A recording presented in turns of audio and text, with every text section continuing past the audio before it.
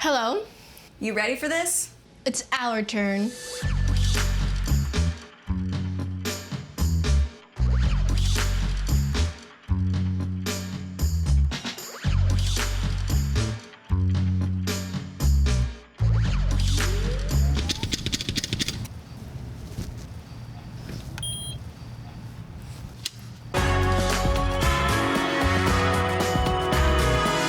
This is the 110 Football Show. Angel City FC edition. And it starts right now.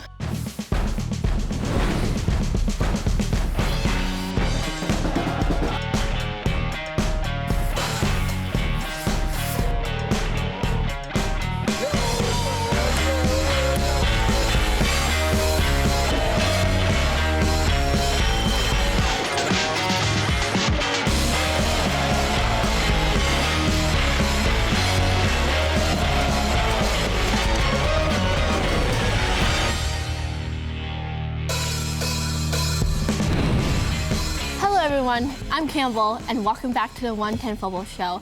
And I finally get to be a host. With me is Haley Graves. Welcome, Haley. Thanks, Campbell. I gotta let you know, not only am I thankful to be here, but I'm so thankful to be hosting with you because I was a little nervous they were gonna make me host with Uncle Jay. Okay, and? No chance. Haley, please tell the viewers a little about yourself. Yeah, so I work for Angel City Football Club, which is an all-women's professional soccer team coming to Los Angeles. And with the team, I'm our graphic designer as well as our social media manager. I have the responsibility of making sure that I'm building a family and a community for everyone that wants to be a fan of Angel City FC. And you know, I think I speak for a lot of people in Los Angeles when I say that 2022 cannot come soon enough. But in the meantime, Angel City isn't wasting any time. No, really, we've had announcement after announcement for the past year, basically. And just 2 weeks ago, the club and its supporters unveiled the awesome crest you see Campbell and I rocking. Here's a look at that historic launch.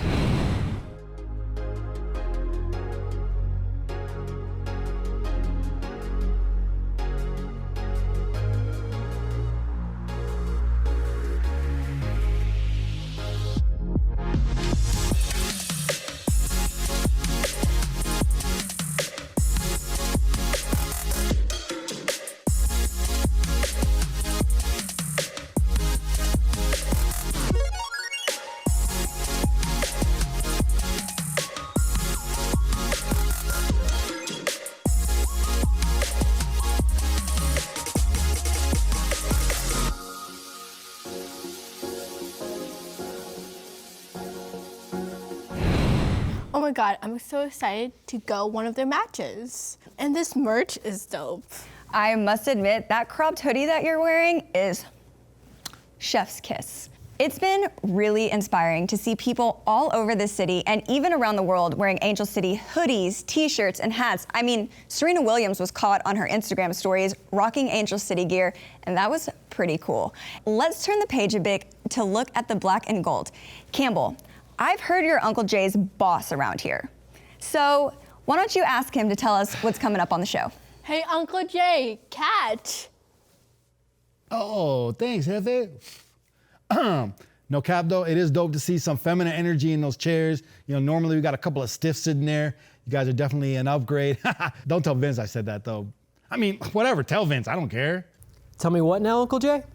Sorry, I didn't know you were in the fan cave, bro. Yeah, I didn't say nothing. Sharpay. All right, so Haley is gonna join Vince, my guy, in the fan cave to see how LAFC's tactics changed in recent games and give a scouting report on this weekend's opponent, RSL. Boo! Then we ask LAFC players Instagram or TikTok in this week's Class of 21. And Eli is back with another old man rant about soccer-specific stadiums. But first, LAFC was in Austin, and you know what, if football was in the house, let's go! That's right, Uncle Jay. Wait, something's confusing me. Whose uncle are you? Why am I calling you uncle? My uncle lives in Texas. Actually, Haley, you can call me Guapo Jay. That's not gonna happen. You're gonna be Uncle Jay. Anyway, like you said, LAFC was in Austin last week, and 110 Football followed the team to the capital of my home state to bring together supporters from both sides. Check out Vince hosting a team building exercise featuring supporters from LAFC and Austin FC at Hop Squad Brewing Company. All right, guys, we're doing away days. We're here in Austin. We're at Hop Squad in Austin. It's a hot spot before any Austin match. I've got Austin. I've got LAFC. We're gonna do a little thing that we call a team building exercise. We're gonna build a combined starting 11 using our Austin squad and our LAFC squad. Goalkeeper, what are you guys thinking? Brad Stuver all day. We probably would have lost 2 or 3 additional games if it weren't for him alone. Yes. He's one of the best players on our whole team at this point. Could you rebuttal that with anybody from LAFC, or are we thinking that's the goalkeeper in this squad? No, that's the goalkeeper in the squad. So as you can tell, honesty up front. So we know we're gonna get a good 11 because these guys aren't just jumping on their hometown squad. Let's go to defenders now. Who would your center back pairing be? Eddie Segura for sure. He has to be there. Beasler is a Beasler, stalwart. Beasler is good, but I just don't know how his chemistry would be with Segura. I know that with Murillo and Segura's chemistry is really good, and Murillo does a lot of really great saves. Just as quickly as we were on top of things, we're back to homers. I would go Segura and Beasler. Yeah, Segura and Beasler. I agree. I would put Moon at right back. I'm good with that. I'm gonna venture a guess and say you guys are gonna also choose Moon at right back. We I'm would all too. in favor for that. I do like Jimenez though, but I would take Moon over at right back. And Kolmanich at left back, hands down. Okay. Jan Kolmanich. What's the case? Look at his attacking participation as well as defensive responsibilities. We have Palacios right now, or is he not available? Farfan. If it was Farfan, I mean, Farfan hasn't been the I would solidest, take I think. Kolmanich over take Farfan, but Kolmanich. if we had Palacios and he wasn't on international duty, I might take Palacios. The fact that you guys have to choose between the two, though, we're going Kolmanich. It's my game. All right, midfield. I have to say Atuesta over Ring. It's like hands down, has to be done. Would that be the Winning this game if you say no to that. And we have to have Fagundes there. Have to have Fagundes. Yeah, we have to have He's like our Fagundes and Atuesta are definitely 2 out of the 3 that have to be Okay. there. Who's capping this 3-man midfield? Blessing or Pochettino? Pochettino versus Blessing, it sounds like. I'm gonna go with Blessing because I've seen more games from him. I'm gonna go ahead and give a host pick. Bella's in there. Okay, Bella's in there. So who's with Bella? We would be uneducated people to not put Rossi up there. I agree. I would put Cecilio up there, yeah. I concur. Yep. Love it. Thank you, Doctor. I can't think of anybody else on the roster that could trump any of those 3 players. Okay. So we got Stuver, Segura, Beasler as your center backs. You got Kolmanich at left back. You've got Moon at right back. Atuesta, Fagundes, Blessing. Up top, Vela, Rossi, Dominguez. Are we winning MLS Cup with this team? This has been a pretty... Winning Club World Cup with this team, bro. Who are we beating? F***ing Bayern Munich, man. We're going all the way. Yeah, just say Bayern. That's an easy one. Who's the gaffer? Bradley's the gaffer. yeah, it's Bradley for sure. All right, gentlemen, you guys have been very fair sports. Can we get a handshake before the match? Excellent job. Thank you, Austin FC guys. Thank you guys. I know you guys. I'll see you again soon. But that's it for me out here at Austin. See you back in LA. 110 Football in partnership with Adidas. You know it's a good day when you can do your work from a brewery. And Vince, if this whole gig doesn't work out, you might have a chance in team building exercising. I guess you would be a team building connoisseur, they would say. Does that pay well? Maybe. We should look into it. I might think about it. But you know what? It's one of the fun things that I love about American soccer culture, and it's unique when it comes to soccer here. I encourage anyone that supports a team to try to get out there. Go to at least one away match, preferably in another state. Take in the sights and sounds of that city.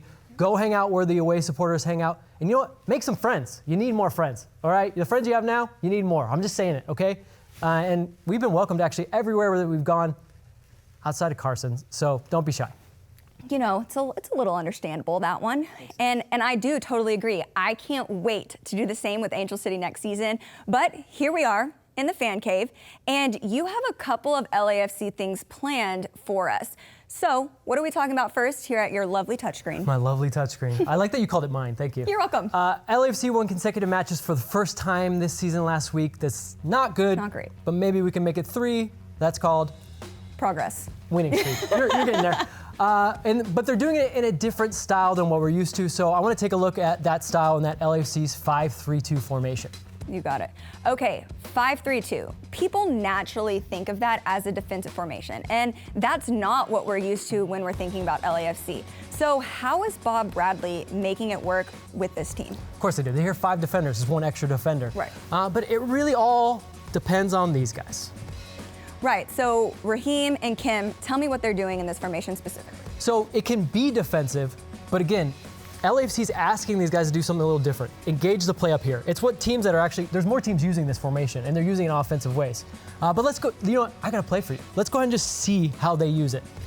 Right here, this is actually leading up to our first goal against Austin. Brad Stuver has the ball. A lot of teams, when they build out, they have natural just kind of progressions. It's in the head, it's muscle memory. So Brad Stuver looks at the picture in front of him, he sees, all right, my center backs are wide, my defensive midfielders cover up, who's gonna be the open man here? And as we run it, he's thinking, it's gotta be my fullback.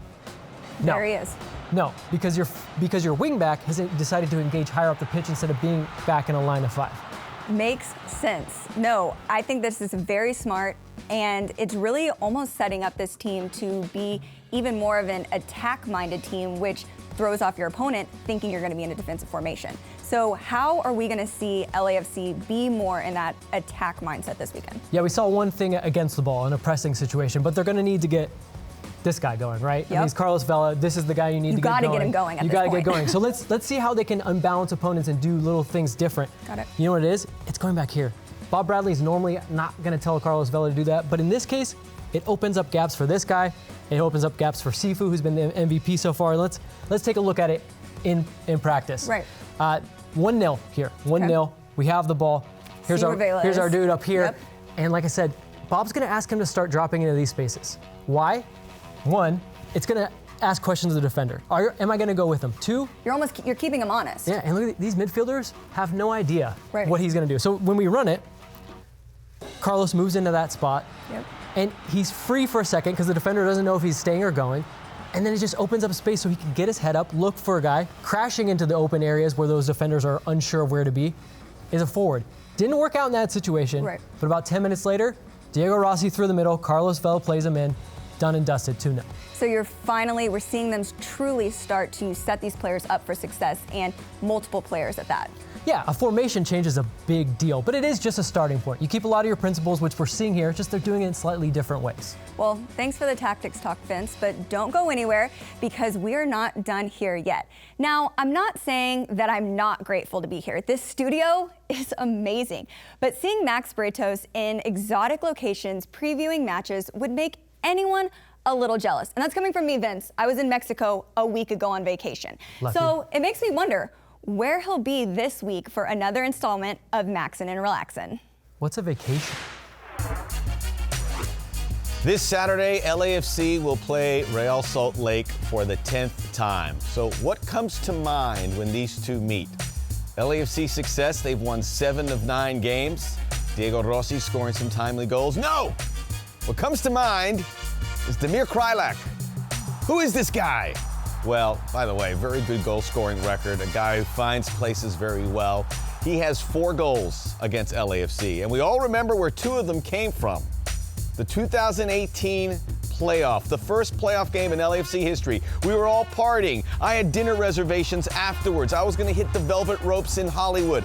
Everything was mapped out until Damir Kreilach spoiled it all for everyone, and we all dropped.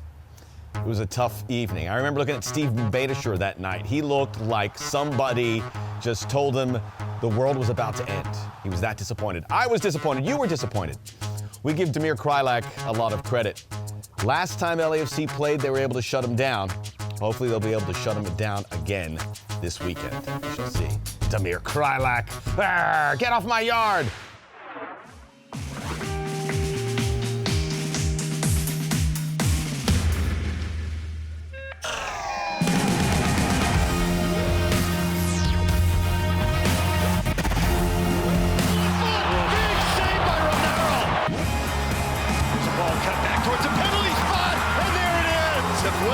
Getting his 3rd goal of the year.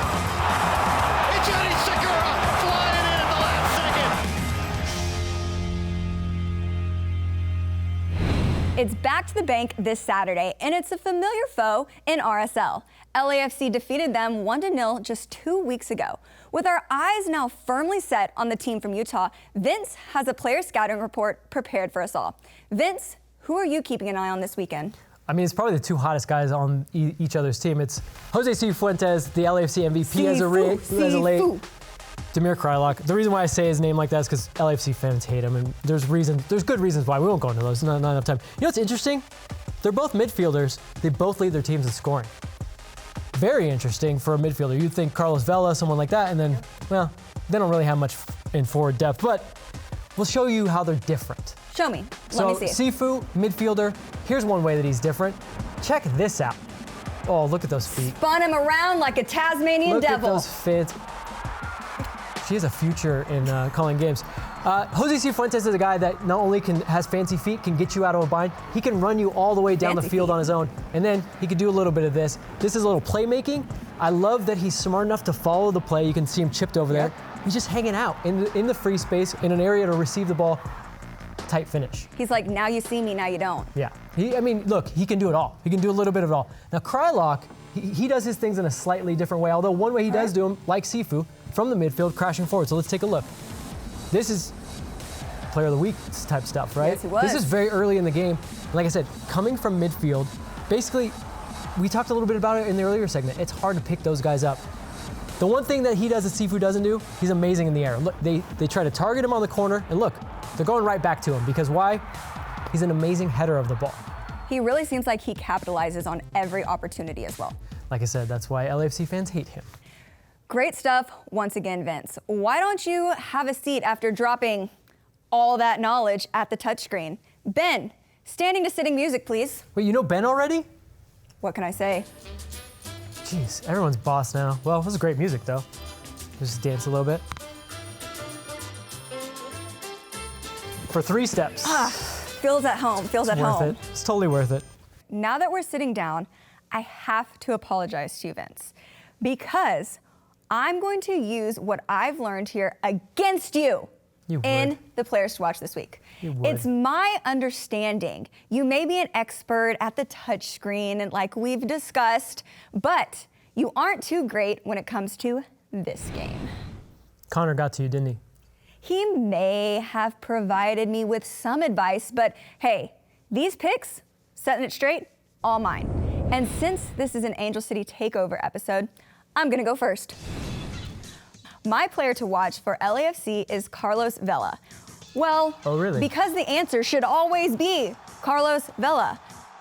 Despite him missing a good chunk of the season because of his quad injury, he's slowly been coming back on strong. He played all 90 minutes in both of the last 2 matches against RSL and Austin FC. And then last week, his goal was called back in Austin. So next up is RSL. You'll really appreciate this one, Vince. Just wait. I hate this game. Aaron Herrera, fullback. But really, he's considered one of the best right backs in the country and has 5 assists on the season, which is currently the team high. Additionally, one of the skill sets that intrigues me about Herrera is his ability to help with set pieces, specifically with the long throw-ins. Now, roll with me a little bit. This season, 2 goals have come as a result of his perfect delivery, which goes right along with what we were talking about at the touchscreen. So that's something to keep an eye out for. All right, I'll give you Vela, but if you beat me with a fullback, and not only a fullback, but a fullback on a long throw-in, quitting the show. It's happening. It's happening. Speaking it into existence. Thankfully, no one holds me to my promises here on this set. But I'll go ahead and give you my 2 players. My LAFC guy is Diego Rossi. He won an ESPY. Okay, I said Carlos Vela. You go Diego Rossi. Tomato, tomato. He won an ESPY. Do you know they still give those out? I did know that, only because I saw him post it on Instagram. Yeah, well, because if they don't post about it, it didn't happen. But no, I want Diego Rossi because for 2 reasons. 1, the ESPY. 2, he scored last week, and Diego Rossi scores in bunches. He'll go a couple games without getting a goal, but once he gets one, it's usually floodgates. So please, Diego, come on, man. Help me out this time. My other guy that I'm going with, Albert Rusnak. All right. Kreilach would be the good choice here, but he had 2 goals last week. I think he's out. He's tapped out. Rusnak, though, is pivotal to everything that they do. All the plays run through him, so whether it's being goal dangerous or being able to set up goals, it's got to go through Rusnak. So if they're going to have any kind of attack in this match, it's going to be Rusnak. So guys, Rossi, Rusnak, keep me on the show, please. I kind of like that. Rossi, Rusnak. They could be a boy band. But best of luck, Vince. Maybe this time you're actually going to learn something from me because I am winning. Just saying. Yeah, good luck to you as well. And if you're like Haley and you think you can beat me with your player picks, everyone does, then make sure you get them to us on our social media channels before kickoff of LAFC's match with RSL. Speaking of social media, this week's LAFC Class of 21 asks a question that's as old as, I don't know, 2016? I can't keep all these apps straight. Haley, I'm old. You're really showing your age here. I'm just throwing it out there. Why do you gotta pile on? Just a little. You learn too much from Connor.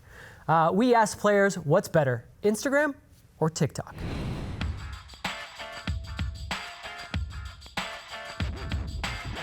TikTok or Instagram? Probably TikTok. Instagram. Instagram. Instagram. Instagram. Instagram. Instagram, yeah. Instagram. Instagram. Instagram. And TikTok? Instagram. Sorry. That was easy. TikTok.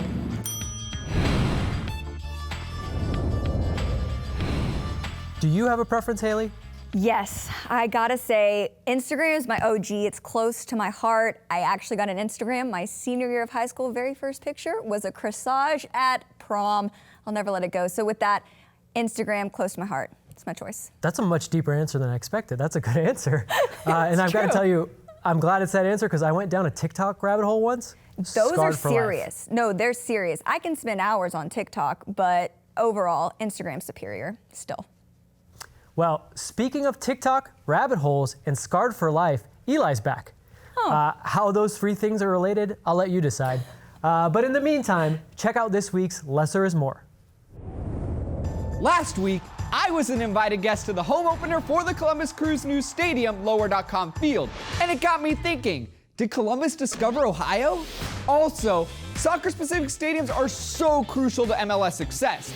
I see teams like Chicago and New England playing in football stadiums, and with NYCFC not having a home, it's hindering their fan growth. Enter. Clubs with soccer-specific stadiums have created an environment specifically for their club that is just incredible. Side note, Just Incredible would be a great name for a superhero with solid references.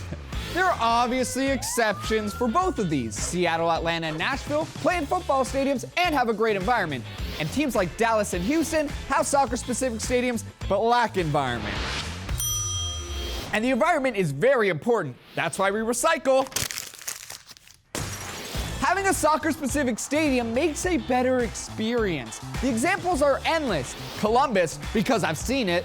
Austin, FC Cincinnati opened a new stadium, and despite all the sucking, their fans are fire. Oh, and one thing to add about Columbus, their old home, Matt Free Stadium, was the first soccer-specific stadium in MLS. Oh my God, Columbus discovered the first soccer-specific stadium as well? Let's not get ahead of ourselves, because when Charlotte comes in next year, they'll be playing at the Carolina Panthers Stadium, who just announced they're switching to field turf? What kind of maniac does this? Playing on grass at a soccer-specific stadium should be the bare minimum. Playing on turf is like homeschool prom. Sure, you'll get a slow dance, but no thank you. On a serious note, I want to thank the good people of the Columbus organization for really making me feel at home. You're doing something great, Columbus. You've discovered a brave new world of soccer-specific stadiums, and the future is looking bright. Just like home. But you know what, Campbell, are you sure you don't want this seat? You did such a great job hosting at the desk. Yes, I'm over it. I'm superior over here. You mean in height, right? Sure, Vince. Well, I've been warning you about this superiority complex. I mean, she's drunk with power, bro. Where is this going? Yeah, but you know what? She's gonna be an amazing host someday. Well, that's our show. Thank you to Haley Graves. And yes, thank you, Campbell, for hosting this week. Thanks, Vince. And thank you to all the viewers. This was a lot of fun. And I can't wait to join you this weekend before the match on the LAFC app for the virtual tailgate. And the Angel City FC street team will have a tailgate beforehand as well. So make sure you stop by and say what's up to all my homies. Yeah, maybe they'll have some of these exclusive Angel City 6 shirts like I happen to have and Vince doesn't. Yeah, sorry about that, Vince. We got it. We'll hook you up. This weekend, there will likely be merch at the tailgate, so make sure you stop by. And if not, there's always Angel City merch at LAFC HQ. Just don't forget I'm a medium. I mean, this boring green shirt. Medium, am I right? Hey, I lift, bro. But that's right, and Haley will also be hosting our 110 Football Instant Reaction Show with me live on 110's YouTube right after the final whistle. And if you're gonna be at the match in person, our boy Jerry's gonna be out there, so find him at the Pepsi Plaza. Get your instant reactions in. And one last thing. MLS All-Star voting ends this coming Wednesday, July 21st, which also happens to be Angel City FC's birthday. So head to MLSsoccer.com to cast all your LAFC favorites. The show's over. Just do the whole entire LAFC team. Just their home stadium, they'll be there. Kim. Cifu. One day. Cifu. Okay. And Diego Rossi. I mean, come on, guys. am I putting anyone from the other teams? No. Hey, you. Yes, you. In the screen, whatever you want to call it. Like this right now. Or else I will come and find you and put melted cheese in your hair. And you won't like that.